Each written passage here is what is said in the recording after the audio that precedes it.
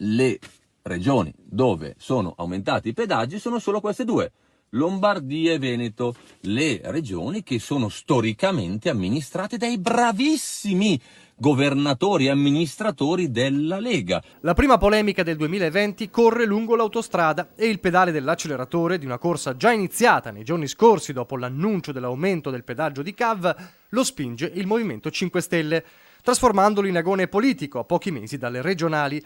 Tuona Toninelli, il pentastellato che da ministro non presenziò all'avvio del primo tratto di Pedemontana, sgarbo istituzionale che la giunta leghista ricorda ancora, come dire, mai corso buon sangue. E non è bastato che in questi giorni il governatore Zaia abbia annunciato il progetto di trasformazione di CAV in CAV 2.0 che consentirebbe l'abolizione del pedaggio della Padova-Venezia, tratta nel mirino delle polemiche.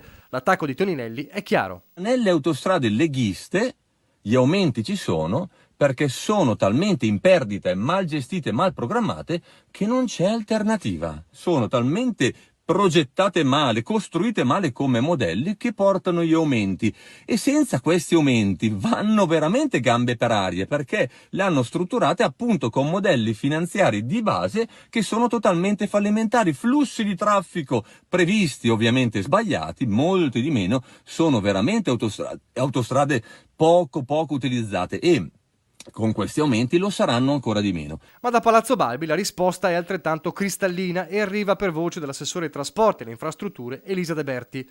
Forse l'ex ministro Toninelli dimentica di aver firmato lui, nelle vesti di membro del governo Conte 1 a fine 2018, il decreto di aumento delle tariffe dei pedaggi di CAV. Inoltre, continua, pare aver dimenticato che CAV è una società concessionaria pubblica, dove il 50% è in mano ad ANAS, che esprime anche l'amministratore delegato.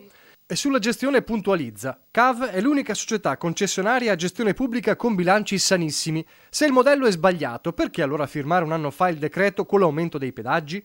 O forse, conclude De Berti, Toninelli non si è reso conto di ciò che firmava.